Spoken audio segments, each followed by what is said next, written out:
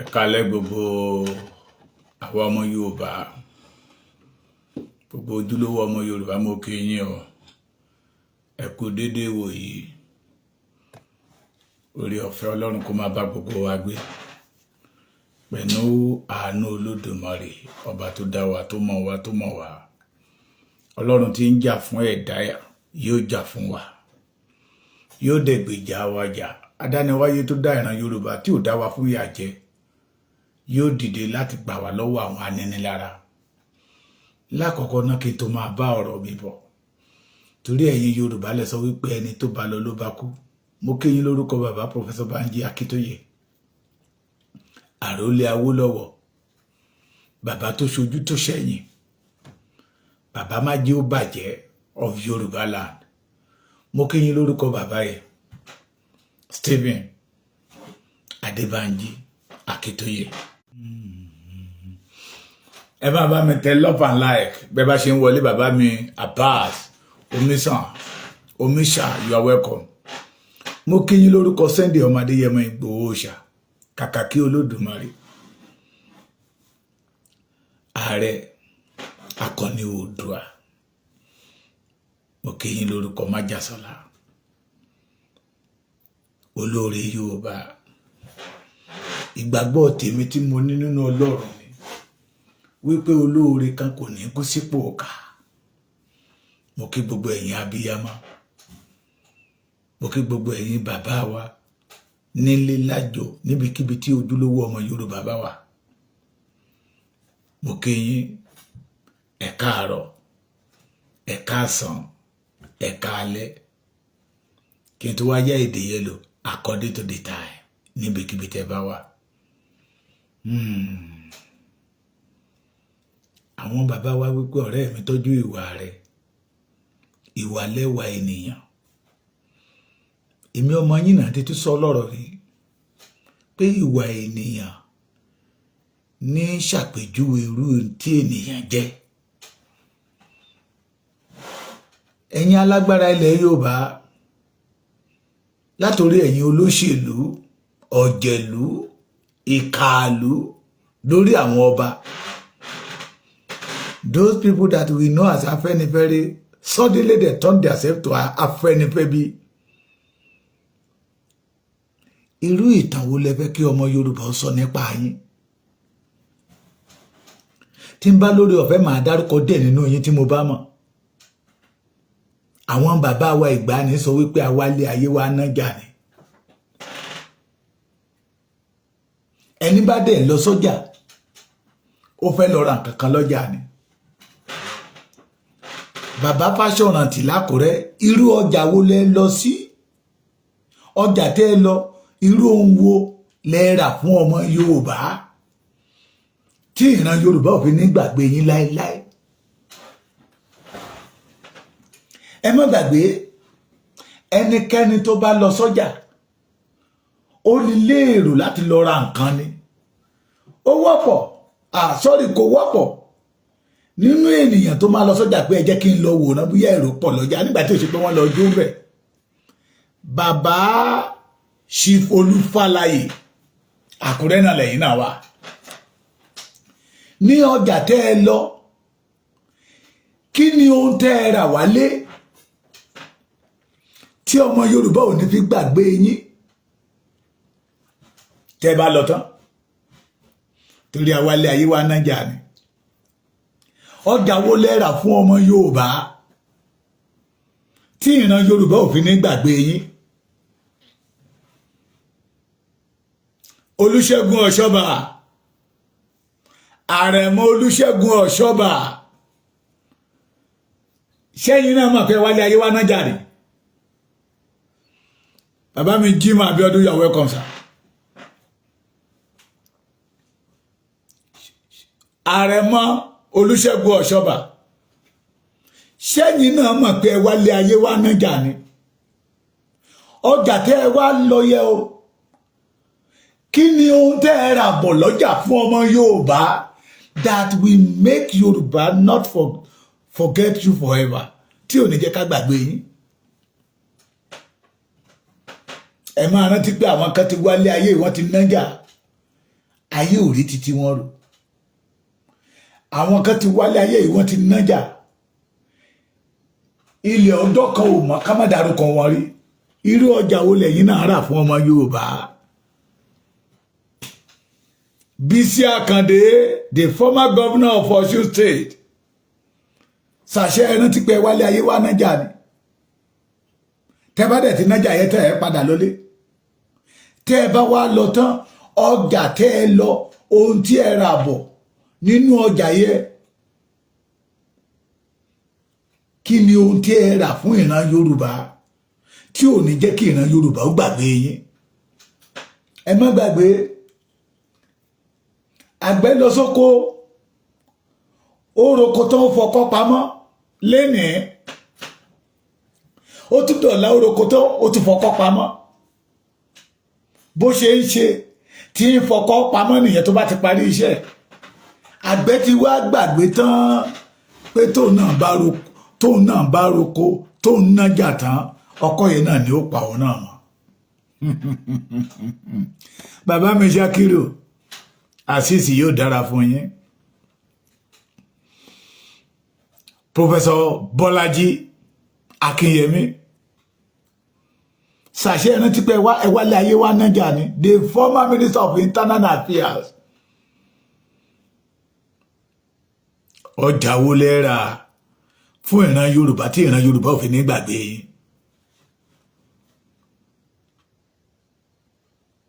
ọjà wo lẹ́ra bàbá mi General Alani Akinrinade that I so love you very much bàbá mi Táíwò Mudashiru you are welcome bàbá General Alani Akinrinade a Yoruba man Alani Akinrinade that name already identify you as a real Yoruba man sa ọjà tẹ́ ẹ ná ẹ sì máa ná pẹ́sà tẹ́ ẹ bá wá ná tán kí lẹ lọ sọ́jà tẹ́ ẹ rà fún ìran Yorùbá tí ìran Yorùbá ò fi ní gbàgbé yín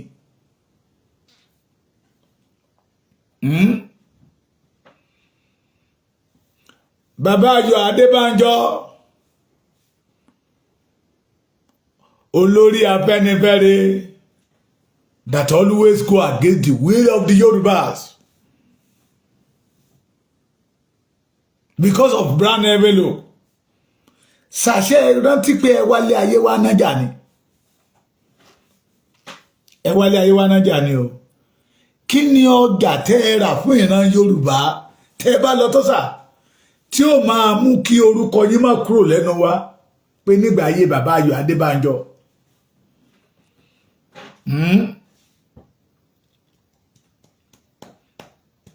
gbogbo ẹ̀yin tí mo ṣì ń dárúkọ yẹ I can say it categorically that you are the enemy of the Yoruba race.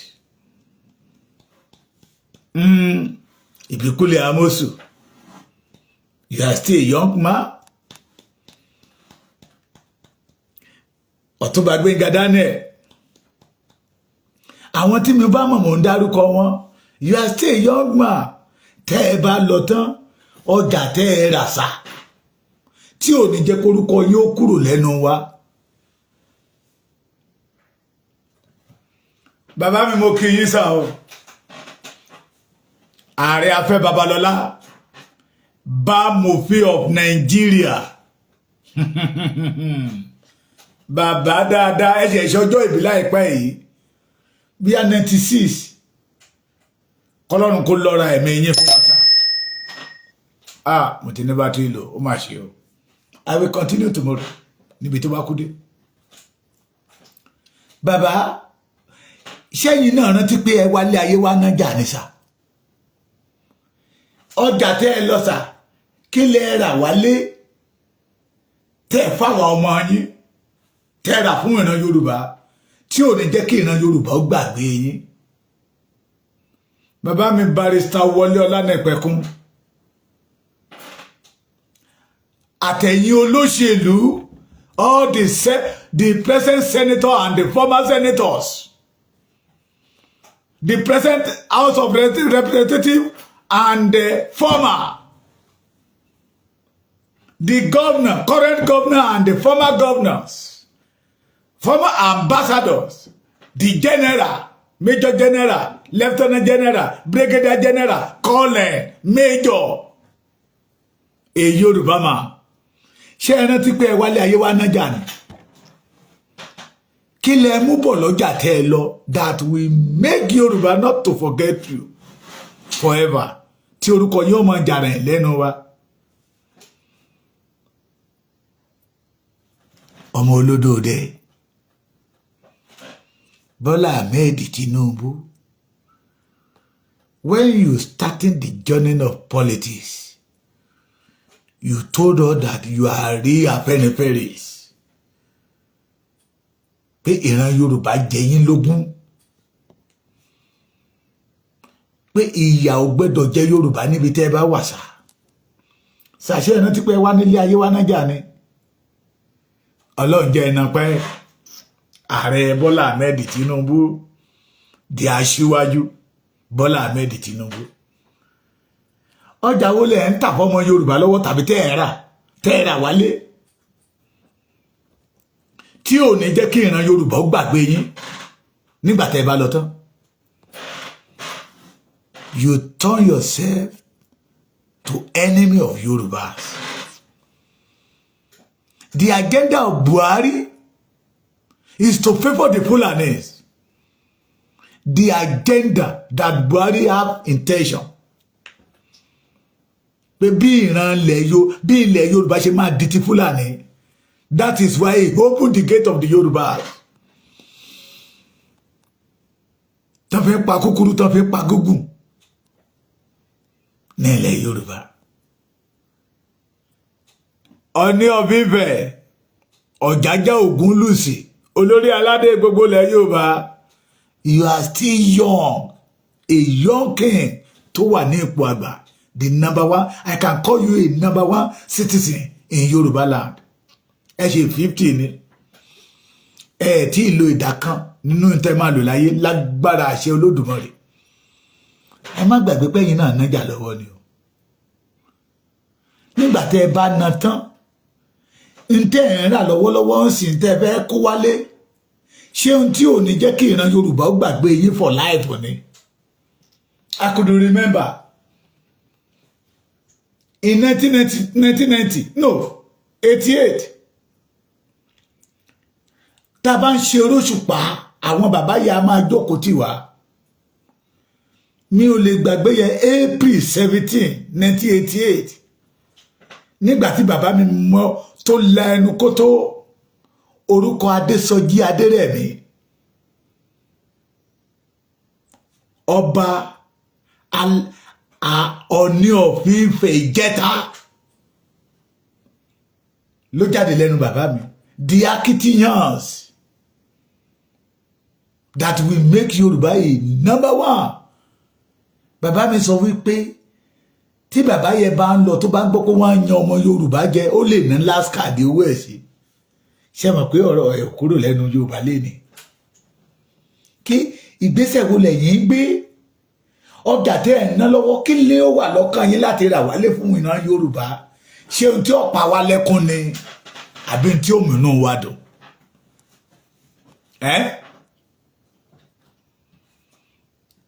Ní ilẹ̀ Yorùbá lénìí, ojú yìí mọ́ ká má dárúkọ Jeremiah Oyèníyì Ọbáfẹ́mi Awólọ́wọ̀ torí pé ó lọ sọ́jà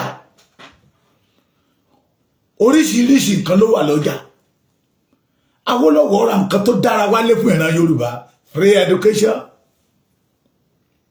free health, ọ̀nà bí agriculture wa bí ìran Yorùbá ò ṣe ní jìyà tẹ́bi òfin nípa wa tí àwọn ọmọ wa ò ní rẹ̀yìn. Till today, in Yoruba land, in Yoruba nation, kò sí ẹni tí ò jẹ́ alábàápín nínú tí Awólọ́wọ̀ lọ sọ́jà tó rà wálé. Ó ní ò jẹ́ kí orúkọ Awólọ́wọ̀ ó parun lẹ́nu ọmọ Yorùbá. Ẹ̀yin tẹ́ ń pera yín lágbàgbà lóde òní, ọjà tẹ́ ẹ̀ ná lọ́wọ́lọ́wọ́ kí ni ó jẹ́ àtúbọ̀tán fún ìran Yorùbá torí lójú ayé yín ẹ ti ta Yorùbá fún àwọn Fúlàní ẹ ti ta Yorùbá fún ọ̀tá wá gbé Yorùbá hánu lójú yín ẹ ṣe nǹkan kan ẹni bá tó bá tún dìde pé kí ìyàwó má jẹ Yorùbá ẹ̀yin bàbá yìí náà lẹ máa gbógun tì lálẹ́ ni mo tún gbọ́ wọ́n ní Sunday ọmọ Adéyẹmọ wọ́n lẹ́yìn tún ló lu jìbìtì $420,000 ẹ̀rí ẹ̀ ti wà lọ́wọ́ mi lálẹ́ náà ni mo ti ṣe investigation mo ti pẹ́ ẹni tó lọ́rọ̀ mo ti gbọ́ títẹ̀ rẹ̀ ó ti sẹ́ẹ̀dì àwọn kankan fún mi kí ló dé tó jẹ́ pé ẹ̀yin àgbààgbà ilẹ̀ Yorùbá ọ̀nà bí Yorùbá ó ṣe ṣubú ó kó ẹ̀lẹ́ ẹ̀rọ lójoojúmọ́ kí ló dé ẹ̀yin àgbààgbà ilẹ̀ Yorùbá tí ẹ dìde ẹ dúró gẹ́gẹ́ bí ọ̀tá àkọ́kọ́ fún òmìnira ilẹ̀ Yorùbá ó máa dùn mí lálẹ́ yìí o kí ló dé the Buharis the Babangidas the Abdulsalamis the Abashas Ikude Yakubu Gowon name them Amadu Bello Tafa Balewa wọn rí títí wá rò their own plan n tó wà lọ́kàn wọn the vision they have is for the Fulani to take over the entire Yoruba land and other people ṣùgbọ́n tó tẹ̀yìn àgbààgbà ilẹ̀ Yorùbá bá lè débẹ̀ pẹ̀rẹ́ ẹ̀ sọ̀rọ̀ yín di ọ̀tá ìran yín ẹ wo Ọbásanjọ́ during the military regime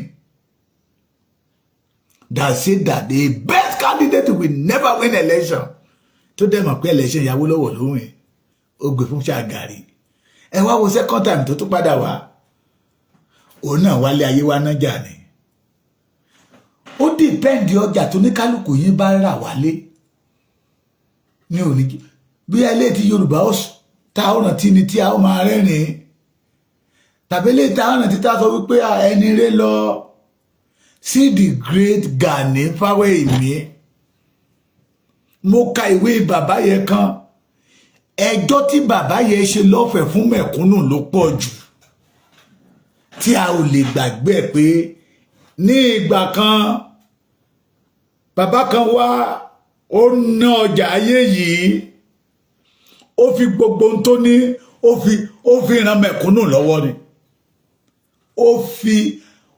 nígbà tó lọ sọ́jà ó ra ohun tó dára wálé fún mẹ̀kúnnù pé ó bẹ́tà kí ọmọ Yorùbá kó jẹun kó má jẹ ẹ̀yin olóṣèlú tòde òní ṣé ìlú lẹ̀ ń ṣe abẹ́ ìjẹ́ ìlú tó bá jẹ́ pé lóòótọ́ olóṣèlú ni yín the vision of Yorùbá freedom supposed to be a number one priority ṣùgbọ́n ẹ̀yin gangan lọ́ta torí pé Sunday Adéyẹmọ Ìgbòho Òòṣà ó ń jà fún ọjọ́ ọ̀la Yorùbá ẹ ti lọ wú ohun tí ọ̀rọ̀ tí ọmọ Adéyẹmọ ò mọwọ́ mẹsẹ̀ ẹ lọ gbé jáde síta ẹni kó tún wá rù bẹ́ẹ̀ dẹ̀rẹ̀ ìṣẹ̀dá Sunday Ìgbòho kì í rẹrù ọ̀ràn ẹ mọ̀ ń lé ní ẹ̀ níbà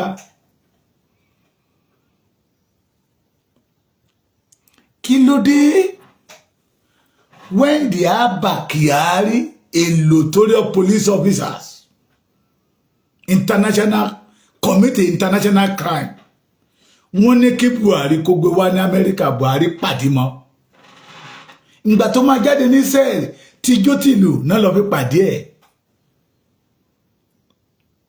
ẹni tó ní kẹ́ ẹ má pa Yorùbá mọ́ ìran Yorùbá ló dìde July 1st ẹ lọ kó àwọn DSS àmì lọlé ẹ tẹ bá kẹ́ ẹ pa orí ló kọ́ ọmọ Adéyẹmọ yọ because of one of the Yorubas only one person want to become a president another is suffering ráyé wa lóde lẹ́ni àdìgbà ìṣanwó fún Fúlàní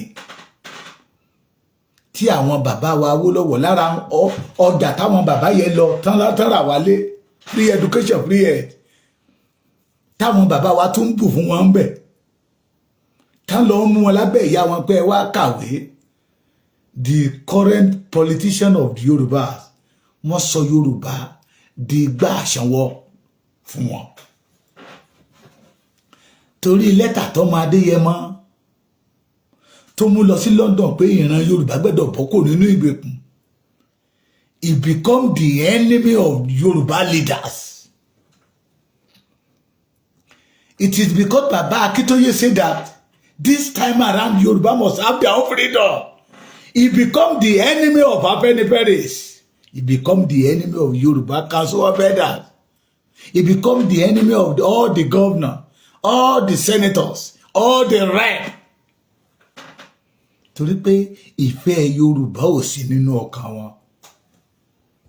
And majority of you, ọjà tí Yorùbá gangan fún ara ẹ̀ lọ sí, ohun tó rà wálé ló fi panepiti life yín.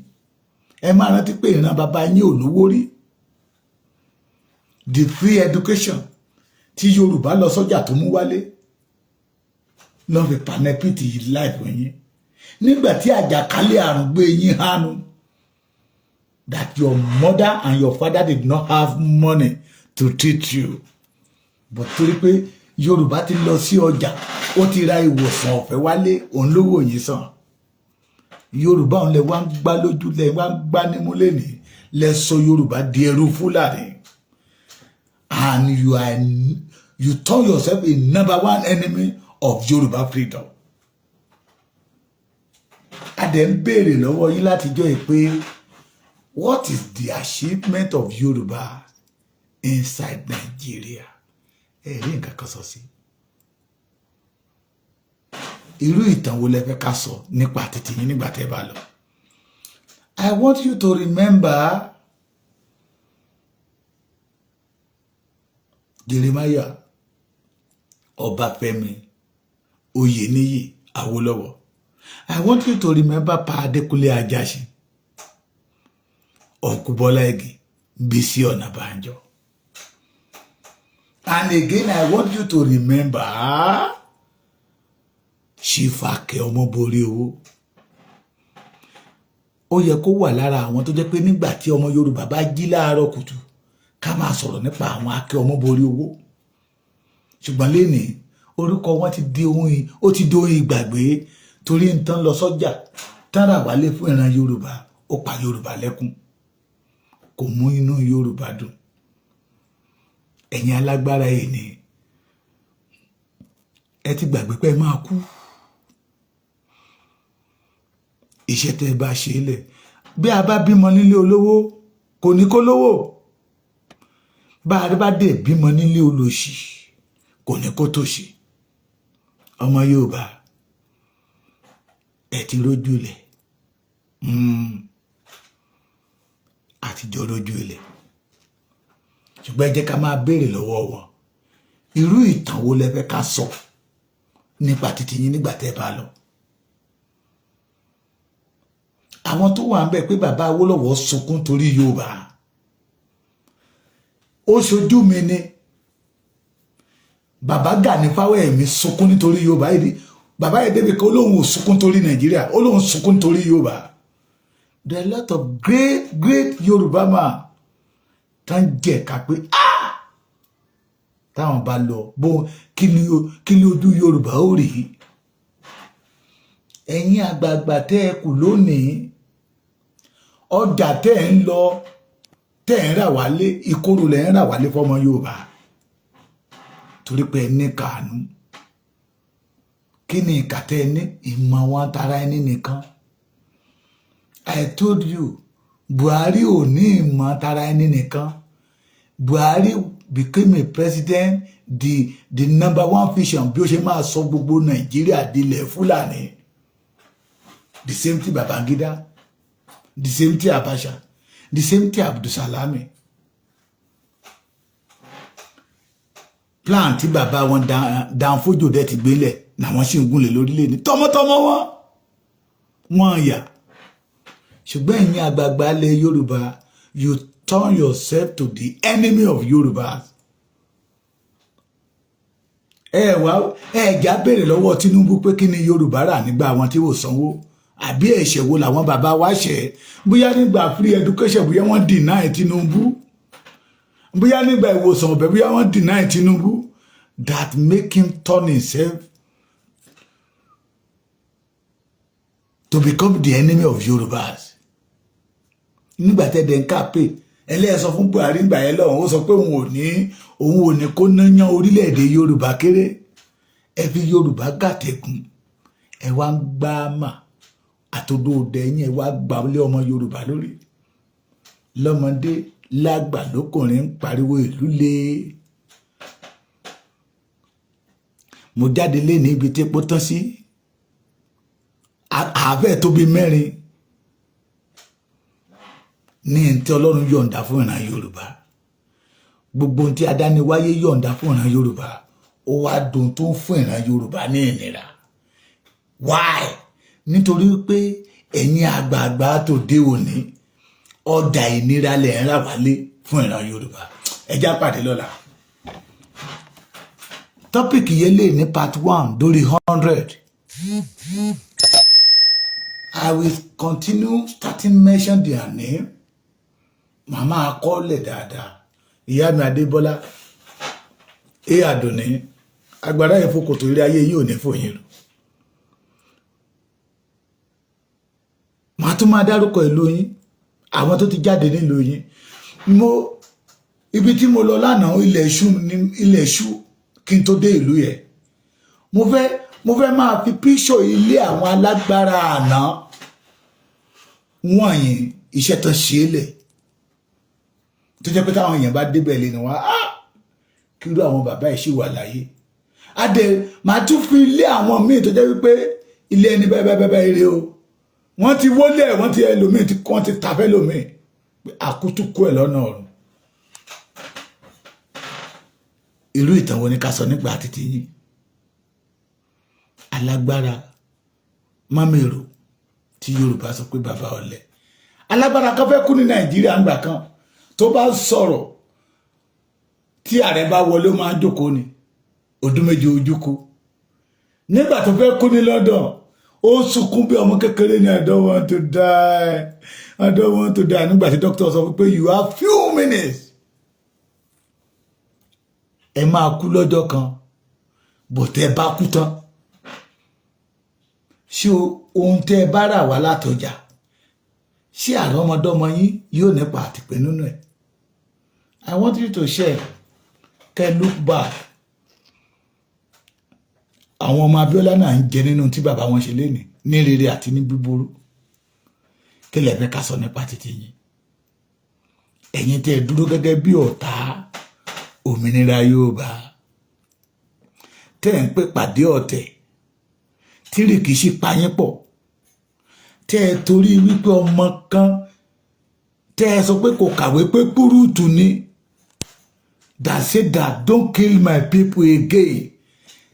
Ẹ̀wọ̀n ìrọ́jọ ẹ̀wọ̀n oríṣiríṣi ìrọ́jọ kó lè sásẹ́yìn kẹ́ lè ráyè ṣe Yorùbá bó ṣe wù yín. Ẹ̀yin náà dẹ̀ mọ̀ nínú ọkàn yín pé ọjà ìnira lẹ̀ ń rà wálé fún ìran Yorùbá. Kí ni ká sọ nígbà títí yín? Ti today a ti sọ̀rọ̀ Awólọ́wọ̀ sẹ́yìn lénìí. Kò sẹ́ni tó máa jí ló. If you want to say anything about Yorùbá, you must mention Jeremiah Ọbáfẹ́mi Awólọ́wọ̀.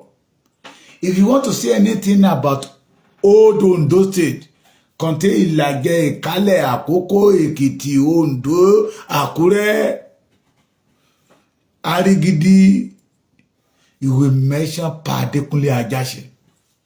Ṣé ó dọ̀yọ́ ní ká sọ ni tí wọ́n ní mention bàbá Bọ́lá Ìgè? Ṣé Èkó la fẹ́ sọ ni tí wọ́n ní mention bàbá Látìfù Jákàndé? Ṣé Ògùn la fẹ́ sọ ni tí wọ́n ò ní mention Ọlábísí Ọ̀nàbànjọ? Kí la fẹ́ sọ nípa títí yín nígbà tẹ́ bá lọ tán pẹ̀lú ìnira tẹ́ ń kó bọ́ ọmọ Yorùbá yìí? Ẹ̀yin gan mọ̀ nínú ọkàn yín pé ọjà ìnira lẹ̀ ń rà wá fún ìran Yorùbá. èrè ìdí nìyẹn tẹ́ ẹ̀ fi fẹ́ kí ìran Yorùbá ó bọ́ kó nínú ìgbèkùn ṣùgbọ́n mo fẹ́ kó dá yín lójú pé tí Yorùbá aláìmọ̀kan ènìyàn ló máa sọ pé Ọlọ́run jẹ̀dá lọ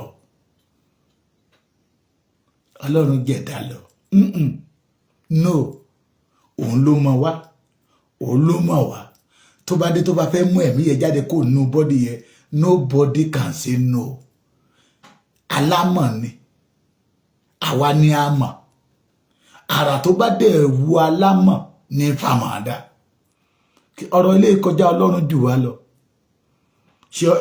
ṣé àbí Ọlọ́run ni àbí wọ́n bí Ọlọ́run tán wọ́n fi Ọlọ́run ṣàkọ́bí wọ́n wá fi wá ṣe last born ṣùgbọ́n ẹran ti wí pé gbogbo agbára tí ẹ ní yóò dókun lọ́jọ́ kan Ọlọ́run a máa dojú ti alágbára tálágbára yóò di ẹni yẹ̀yẹ́ odó dẹ́yìn ó máa tó kán ẹ máa gba mọ́mọ́ Yorùbá lórí ṣùgbọ́n mo fẹ́ kẹ́ ẹ mọ̀ pé ọjà tẹ́ ẹ ń lọ ìnira lẹ̀ ń rà wálé o àrọ́mọdọ́mọ yín náà yóò jẹ́ ń bẹ̀ ó dàárọ̀.